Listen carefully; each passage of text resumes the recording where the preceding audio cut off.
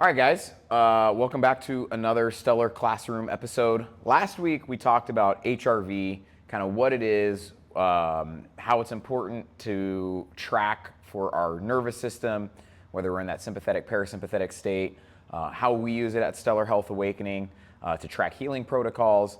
And so if you haven't checked out that episode, I would go check that episode out first because it gives you just a grand overview of HRV and why we'd want to try to raise it and optimize it over time.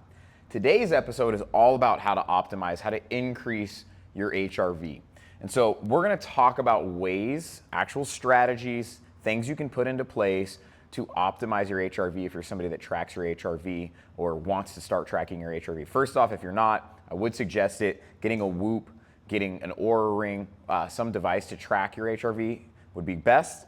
And then from there, we're going to talk about how to optimize it in some core areas through your diet, through sleep, through exercise, through lifestyle, and through supplementation. And teas get thrown in there. We'll talk about some teas, but these are kind of the areas, and we're gonna talk about key factors in each of these that play big roles in increasing your HRV, both in the short term and then in the long term. So let's go ahead and get into this. We're gonna start with diet. Now, to start off here, there's a couple key elements with diet I'll talk about first, and then we'll dive into each of them individually. With diet, things that impact your HRV positively are first and foremost cutting off eating as early as you can, right? So the sooner you stop eating before going to bed, the better. We'll get into what that looks like in a little bit more detail.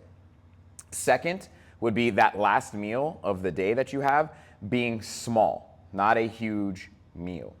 The third thing would be limiting processed foods or completely eliminating processed foods. Also in diet, I'll say it's in diet, is completely eliminating alcohol and also either completely eliminating or reducing caffeine intake. Those would be kind of the big cores. Now we're going to talk about why for each. So number one being food cutoff time. Food cutoff. So the number one impact on HRV, at least for me, has been stopping eating within at least 3 hours of going to bed. So if I go to bed at 9:30, I'm trying to cut off my food intake at 6:30 at a minimum. I will say that the days that my HRV is the highest are the days after I cut off food at like 3 p.m. I understand for most people that's not going to happen. But let's talk about why really quick. When you eat food right before you go to bed or within an hour of going to bed, your body is taking all of its energy to just digesting that food. If you track your heart rate, you could actually do this. Eat food, eat a big meal, track your heart rate. Your heart rate goes up because it's now pumping blood and it's taking all that energy to try to digest that food. When you do that, when you go to bed, you're not gonna get into as deep a sleep cycle, so your REM cycle is gonna be messed up. Your recovery is not going to be there. So during the night, our body should be going through its recovery processes, cellular regeneration, detoxification, hormone synthesization, all these kinds of things. But if you eat a huge meal, it's now taking energy and resources from those areas and just putting it into digestion. Other things too, you have insulin bumps, there's all kinds of things. So the sooner you can cut off your food intake, the better, right? Within reason. Again, for me, I know that like if I stop eating around 3:34 and I go to bed at 9:30, the next day my HRV is incredibly high. So what else can we do here? Well, two is a small last meal. So on top of cutting off food, you'd want that last meal to be relatively small, especially if it's closer to your bedtime. So more often than not, my last meal is around 6:37. So that's 2.5, 3 hours before bed. My body's still digesting that food when I go to bed, even 3 hours away from it. But if I eat a small last meal, again, just like we talked about, it's less energy your body has to take, and maybe it is done being digested by the time you go to bed. So actually eating along the lines of your circadian rhythm, what we'd want to see is a really big breakfast or big meal in the mid-morning. If you're somebody that wakes up and you get right to doing stuff, I understand having a big breakfast maybe isn't the deal for you. But somewhere in the mid-morning, if you can have a bigger meal, and then lunch, again, still something big, that way you feel like you've gotten in enough food in the day, you know, have your snacks, whatever, and then that last meal be small, you're setting yourself up to put all of that energy towards, again, recovery, cellular regeneration, all that kind of stuff, so you can wake up the next day with a higher HRV. So maybe that last meal's a salad, a chicken salad, something small that you can easily digest. What we don't want is that last meal to be, a whole bunch of red meat, fibers, all that kind of stuff. I mean, fiber is fine, but we just want something heavy fat. We don't want heavy fats, anything like that. If our goal is HRV optimization. If your goal is bodybuilding and other things, this has nothing to do with that, okay? Number 3, no processed foods. I mean, this one should be simple. I mean, this is like for all health, right? No or very little. I understand no means that's a black or white statement. Very little processed foods. When you eat processed foods, your body has to do a lot of work to detoxify. You're not giving yourself the nutrients you need, the minerals, anything like that. Enzymatic processes are compromised because you're not giving yourself nutrients. This is causing inflammation. This is just not the ticket, right? This is going to impact your HRV negatively. 4, this one is a no. No alcohol. Any amount of alcohol negatively impacts your HRV. This one's simple. Alcohol is a poison, guys. That's why we get drunk off of it. If you drink alcohol, you're poisoning yourself. Now listen, I understand for some of us alcohol is fun, we enjoy it. If your goal is to really optimize your HRV, you gotta cut it out of your life. Or at least for short periods of time, 90 days. If you can't cut out alcohol for 30, 60, 90 days, honestly, you probably need help. I'm just being honest. And that's okay. First step is admitting it, right, guys? But, if you are going to drink, it's a party, it's a wedding, it's a bachelor thing. Again, very similar to this, cut it off as early as you can. The sooner you cut it off, the more opportunity you're giving your body to detoxify it and it to not impact your sleep or your nervous system. It's still well, but, am I advocating day drinking? I guess. Yeah, big day drinker, right? So just no alcohol, or if you are going to drink, cut it off sooner. There are things you can implement, which I will make a separate episode on, stuff like Z-biotics. There's some supplements you can take that help with detoxification. There's binders. So there are things you can implement if you are going to drink alcohol. It still will impact your HRV, but you could do things to completely minimize it. For today's episode, just no alcohol. And then 5, either no or little caffeine. Now, this is where for your boy here, and I'll bring in my prop. Coffee. This is decaf. I love coffee so much that I'm sitting here drinking a decaf Americano. This one is my hard one, right? But over the course of almost 90 days now, I have had no caffeine, there's some caffeine, let's be honest, in decaf, but very little caffeine. This has had a huge impact in HRV because, again, we talked about HRV being the marker for sympathetic, parasympathetic. Caffeine, what's it doing? It's helping push your body into that sympathetic fight or flight state. So when you're having caffeine every single day, you're just stressing the body out more. This is why people start feeling like, if I don't have my caffeine, I'm a raging, asshole or whatever. Well, it's because you're in a chronic fight or flight state and you wake up just already, and you need something to help get you over the hump. So taking moments out of the year, again, 30, 60, 90 days to go caffeine free or to cut it back is a good place to be. Ideally, our relationship with caffeine is something where we use it like a supplement. On the days we're gonna go really heavy in the gym, or on the days we know we really need it, we have it.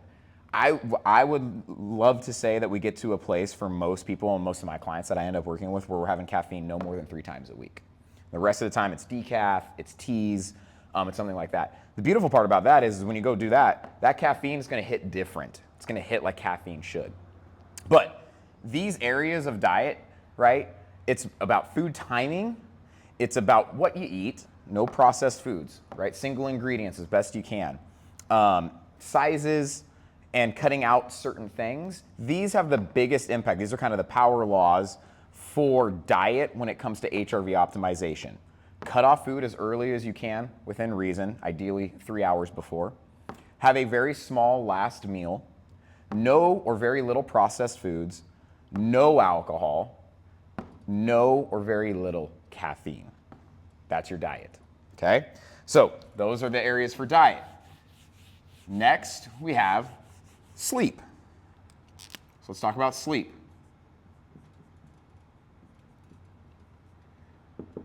Number one, probably the most important for sleep, consistent sleep wake times. Now, if you're somebody that's in your health, you've listened to Matt Walker, Huberman, all these guys, they talk about this all the time, how that's not how you spell consistent. I'm here to be a health coach, guys, not a grammar Nazi. So, consistent sleep and wake time.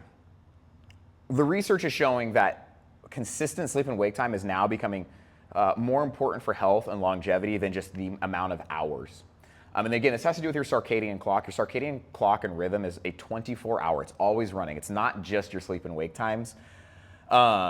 It sets everything from hormone release to digestion, to detoxification, to all of these things throughout the day. So when you're constantly varying your sleep and wake times, your body's like, what clock are we on? We don't know when to do any of these processes in the body. So going to bed at the same time within about 30 minutes each night and waking up at the same time within 30 minutes of each time allows your nervous system to get into a rhythm, allows the whole body to get into a rhythm. That helps raise that HRV. You start to get on a rhythmic clock. Now, is one day throwing it out of whack going to kill you? No, it usually takes about 3 days to start to mess up this sleep and wake time. But what you will notice is if you do have a day where you have a wildly different sleep and wake time, it might negatively impact that HRV for just that specific day, okay? Second thing here is going to be REM, versus deep versus light. So these are your sleep cycles, okay? We want to get to a place where our REM and our deep sleep are making up anywhere between 25 and 30% of our sleep individually. So about 25% of REM, maybe 25, 30% of deep, so somewhere in the range of 50%.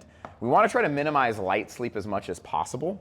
REM sleep, your brain is healing. That's where like a lot of the brain activity stuff is coming in. That's when we have dreams. Your deep sleep, your slow wave sleep, this is where the body is recovering.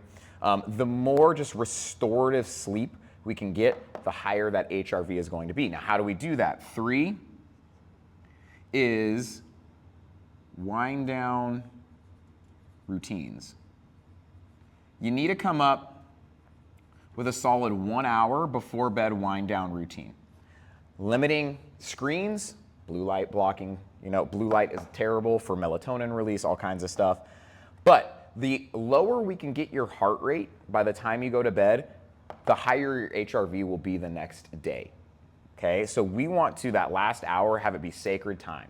This is the time where you're reading, you're connecting with a loved one, it's slow, it's methodical, you're listening to light music, you're meditating, you're journaling, you're drinking tea. This wind down routine will positively impact this REM versus deep, and it will help optimize that HRV, okay? And then 4 is hours. How much sleep are you getting? This has to be, I would say 7 to 8. Some people are like, 6 is the bare minimum. If you guys are not getting 6 hours of sleep, you're killing yourself. 7 to 8, within the realm of consistent sleep and wake time. If you're getting 7 to 8, but it's wonky, it'd be better for you just to get consistent sleep and wake time. So again, sleep, we need consistent sleep and wake times. We need to make sure we're optimizing our restorative sleep. We need to do that. We need to come up with a really solid wind down routine. And we need to make sure we're getting a bare minimum of 6 hours. Ideally, we're shooting somewhere 7 to 8 hours. In the supplement section, we'll talk about some supplements we can take to also help optimize our sleep. Okay, so that's sleep. So we have diet, we have sleep. Exercise, my favorite. Exercise. Number 1 with exercise, do not overdo it. CrossFitters, which is most of my following right now because I own a CrossFit gym. That's where I'm filming this. You have a chronically low HRV because you are overdoing your exercise. You're coming in every single day and you are absolutely smashing yourself. And most of you have hectic, stressful lives outside of the gym. You come in here for an hour and you do CrossFit. and you're doing a legit Metcon and you're pushing, for however long that Metcon is, your body thinks it is literally trying to survive. It is fighting a bear. So it is releasing all of the adrenaline. Cortisol is peaking, and it is a high fight or flight situation. In a perfect world, you would leave here and you would go recover. You would go take a nap, right? But most of us leave here, go right back to work, go back to having to take care of our kids, and you don't allow your nervous system to rebound back into that parasympathetic state. Do I think you have to quit CrossFit? No, I don't think you have to quit CrossFit or high intensity exercise, but you need to start being smarter with your exercise. Do you have yoga involved? Do you come 3 times a week, and those other 3 or 4 days that you don't come, do you actually recover? Most people that I know that I interact with are overdoing their exercise with how their life looks like. So you could either think don't overdo it or recover better. Actually take your recovery seriously. Most of my clients that I've worked with over 12 years don't do this. And again, this is the people I run into are the type A personality CrossFit type. They come in, they smash the gym. I tell them, hey, go do yoga, go do acupuncture, go do this. And then they have gray hair and they're 40 years old and they have hormone issues, right? They have erectile dysfunction. Recover better. Take it serious, okay? It's as serious or more serious than your exercise. Also, if you want to get better at the stuff in the gym, this is where it happens, is in your recovery. The more you start recovering, the more this HRV will go up. You need to exercise to increase your HRV, but you also need to recover from it because you're going from sympathetic to parasympathetic, sympathetic to parasympathetic.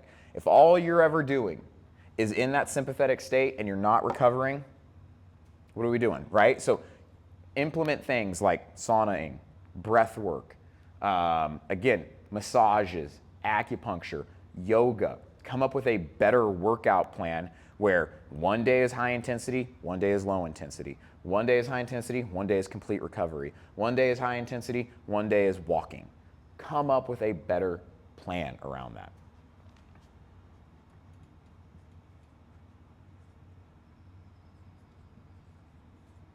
And then finally, take time off. This may seem like recover better. What I mean by this is actually, I think you should take time throughout the year to actually take a week or 2 off of completely working out, other than walking and maybe doing some stretching. I think to really help optimize the HRV, you can take out of a year 2 weeks off of completely working out. And I know some people are like, I'm gonna get fat. If you've been working out for months or years on end, if you think taking 2 weeks off you're gonna get fat, you have other issues you need to work on, maybe see a therapist, maybe work on body image stuff, maybe understand science a little bit better. That's not how that's gonna work. You're not gonna get fat in 2 weeks. You're not gonna lose all your gains. I know people that have done this. This is true. Taken a week or 2 off. They've gone on vacation, they never worked out. They come back, they immediately PR a lift. How? Your body went, holy shit, we can recover, we can do protein synthesis, wow. And you come back feeling like $1 million. The weight feels so light. No fucking shit. Isn't that wild? Okay? So exercise here. The last one I'll say is, move every day. And so you might be thinking, well, Sean, what about the take time off? Move. This does not mean exercise. This just means move. Walk. Bike. Ride a bike. Be active in some way. Move every day. So even if you're on that 2 week off or you're taking a recovery, go for a walk. And that doesn't mean a walk where you're like, oh, I gotta be in zone 2. It means just go fucking outside and get in the sun and walk around, you psycho. You don't have to track well, how many steps do I get? God damn. AI is definitely gonna take over. We're so addicted to this stuff. Just move, enjoy the life you're living, enjoy the fact that maybe you have legs. Move around every day. So it's this yin and yang. Exercise should be 1 part training in that sympathetic state, helping that nervous system attune to fight or flight, and then the yin of relaxation, yoga, days off, weeks off, acupuncture, a little self-care, okay? That's exercise. You want to increase your HRV, you're training the nervous system back and forth. You have days that are high intensity, you have days that are low intensity. As you can see, I'm passionate about this one. I've seen 12 years of this, and I just see, me included, guys, like overdoing it way too much. That's exercise. We're gonna go into lifestyle stuff, and I kind of started touching on it a little bit there with exercise. So lifestyle, what we're talking about here is habits, things you can implement. When it comes to HRV, when it comes to stress, one of the things we get told a lot is you have to learn how to reduce stress or cut out stress in your life. What are we gonna do? Get rid of our kids? Some of you will be like, yes, please. No, we have to learn how to have moments throughout the day, habits that help recharge that battery or pull us out of that sympathetic state into a parasympathetic state. So these are some lifestyle factors we can think about here. I'm gonna go blue. I don't know why. Why not?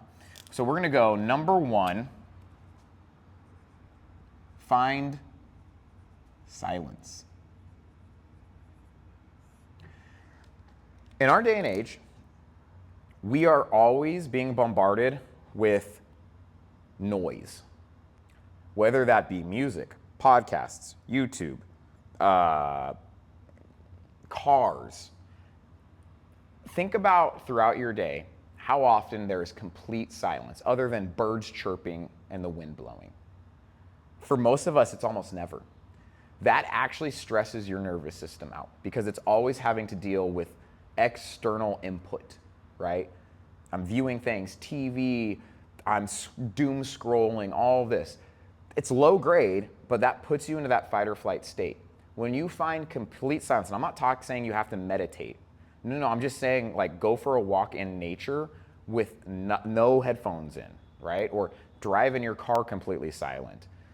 When you do that, you're actually allowing that nervous system to shift out of that fight or flight state just ever so slightly. It can be calming, it can be relaxing just by finding silence. And I say that's number 1 because some people, I will put meditation on here, they go, I can't meditate. Heard, breath work, I can't find time to do that. Everybody can find time to find silence because most people drive a car. If you drive a car, don't drive with anything on and see how much more calm you are. You probably react a lot differently if somebody cuts you off in traffic when you're driving in silence, okay?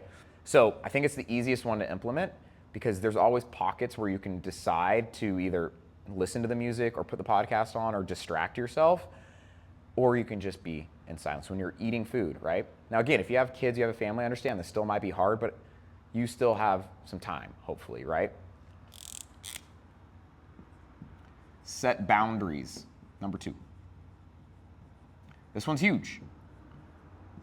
So many of us don't want to have hard conversations or don't want to set boundaries because it's uncomfy telling people or our friends, our family, hey, like, no, I don't want to do that. Or, hey, this is me time or whatever. And then we start to use the excuse, I don't have time or I can't.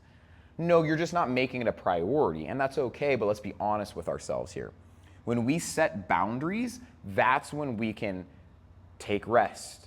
We can do some of these other lifestyle factors we'll talk about. We can find silence, we can meditate, we can journal, we can read, we can say no to things. I don't want to go to that party, right? You have to set your boundaries. And again, this is just going back to from the moment we wake up in the modern age till we go to bed, most of us are spoken for. We have meetings, we have to make money, we got to hustle, baby, got to make that moolah, right? We have things we have to do.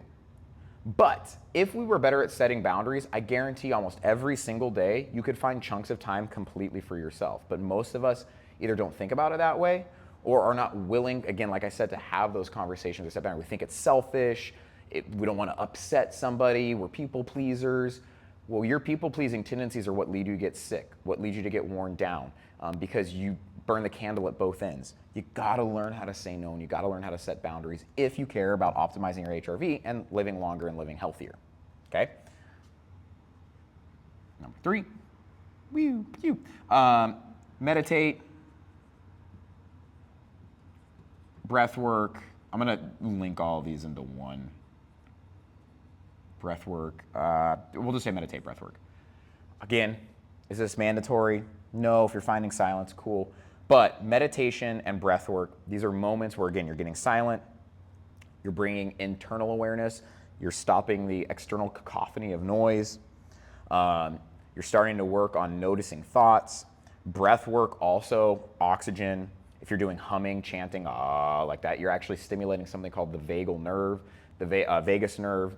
Vagus nerve is a nerve that runs throughout the whole body, and it's essentially the light switch for sympathetic, parasympathetic. So when you stimulate it, you can flip it one way or the other.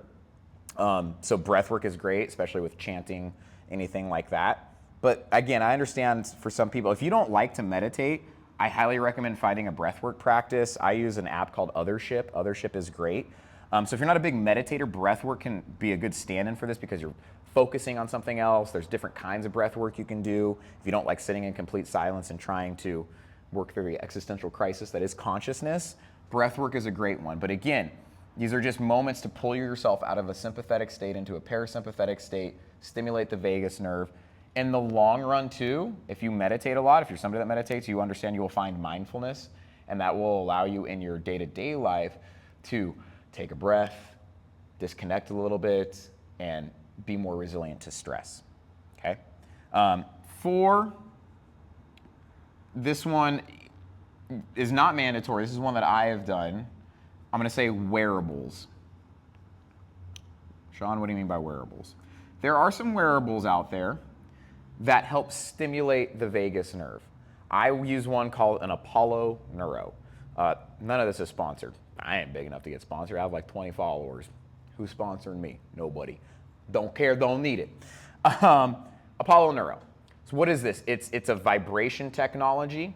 There's different frequencies of vibrations that stimulate the vagus nerve to either upregulate or downregulate. I have tracked using this with my Whoop, and it works. It's not woo-woo. There is science to back this stuff up, and anecdotally, when I wear it and I put it on, let's say like a relaxation setting, I track my daily stress and my heart rate, and it comes down when I wear it. It also has some to help get you amped up, like you just had caffeine and you want to work out. It goes up, right? So there are wearables. There are other ones that help sync your breath to your heart rate, heart-centered breathing. So there are some wearables out there. You can look up like HRV wearables or vagus nerve wearables. There's all kinds. I use the Apollo Neuro. It has a wristband. It has a thing. There are some others. There's some you can put on your earlobe because the vagus nerve comes up the earlobe. I think it's on the left. Your vagus nerve runs on your left side. So wearables, that's something else you can do. And so, again, top 4 here, find moments of silence, learn how to set boundaries, say no, ask for help, didn't mention that one, meditate, breath work, wearables. I guess number 5, ask for help would be, how would I say this? I guess this would be either like therapy or life philosophy. And again, you're like, come on, Sean. But again, the reason for this is most of us have trauma of some kind in our past or currently. You need to find a way to work through this. So go to therapy or read the works of the ancients to help you process that stuff. One of the things that can negatively impact our nervous system is having pent-up trauma, PTSD, stuff we're holding on to.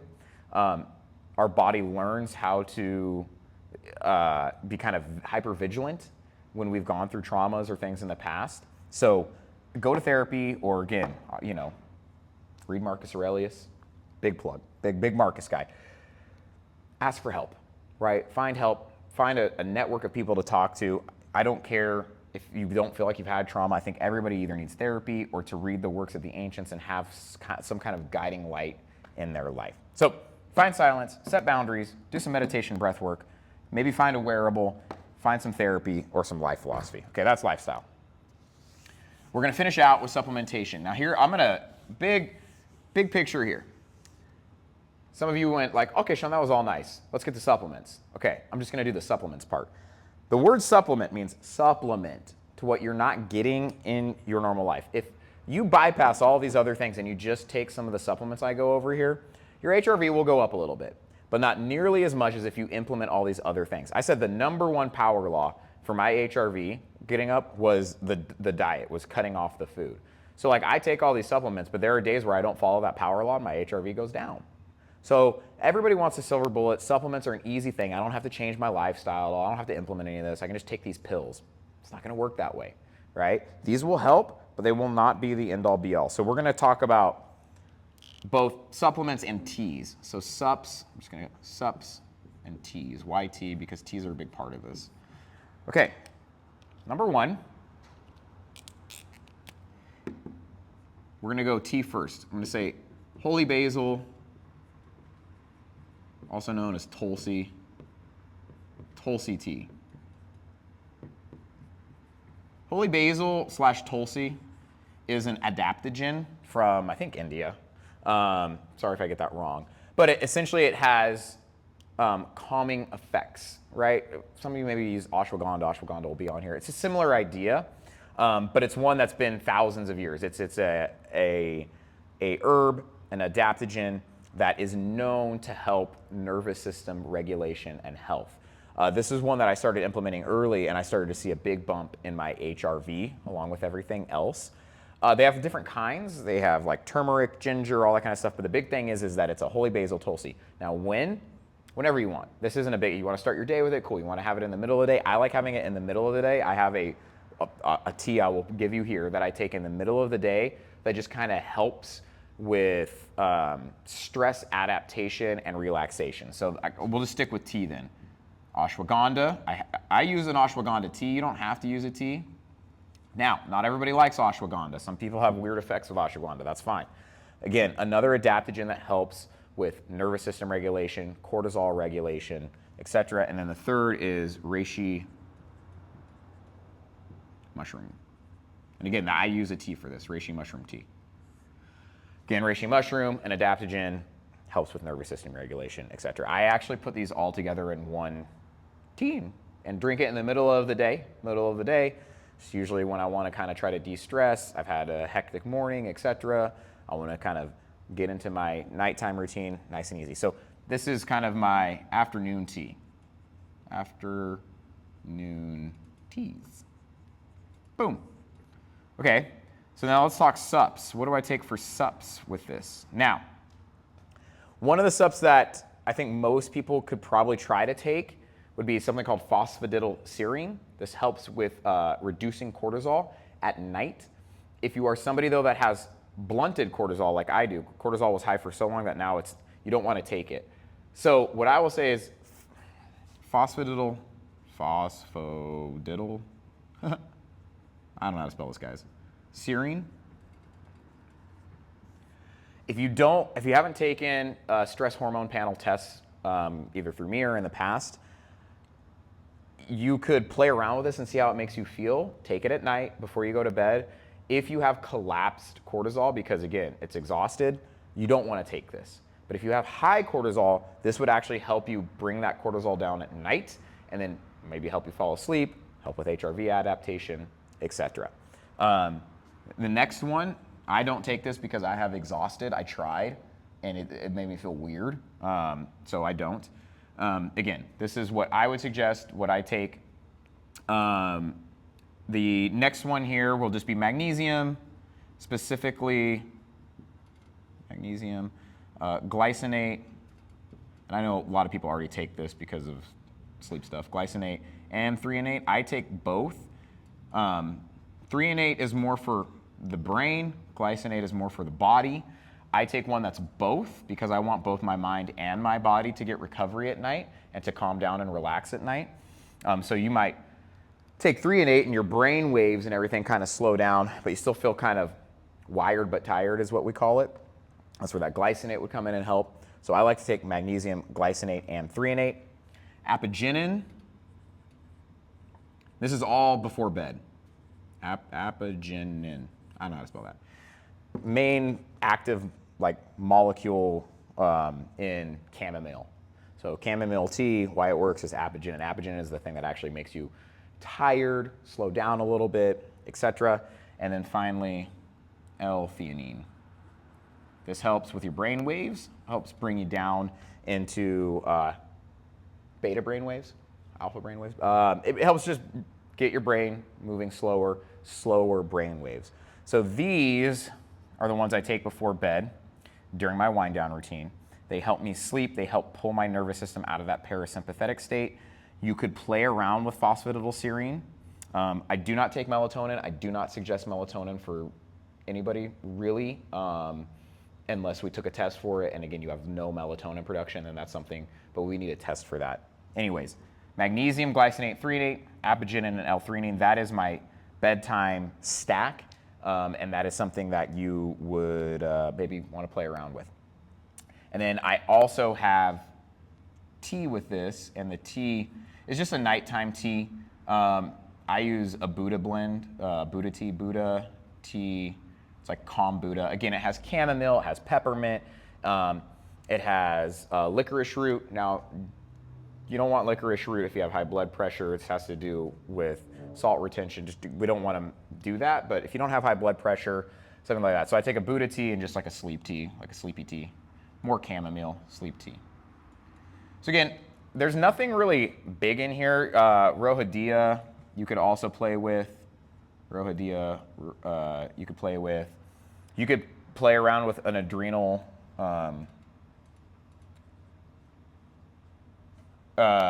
glandular, which is essentially just like ground up adrenal glands from bovine source, a cow source.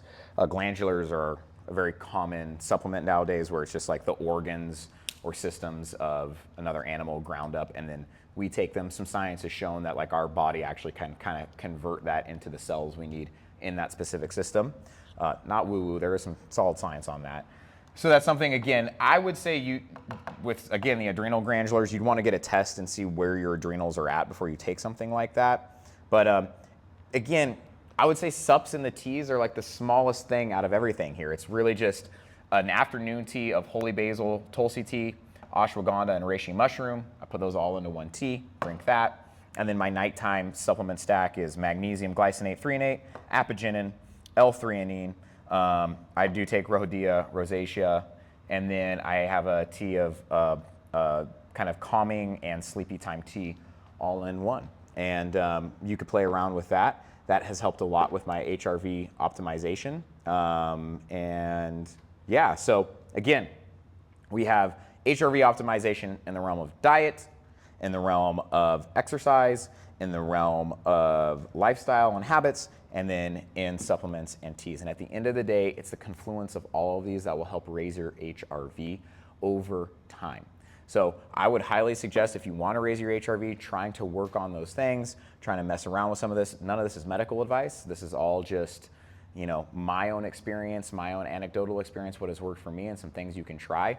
If you want to get way more into the weeds with this, with what it would actually look like for you, that's where coaching would come in. That's where actually getting testing done would come in. I made all these decisions based off of my test results, what I saw on my stress hormone panel, and tracking my HRV.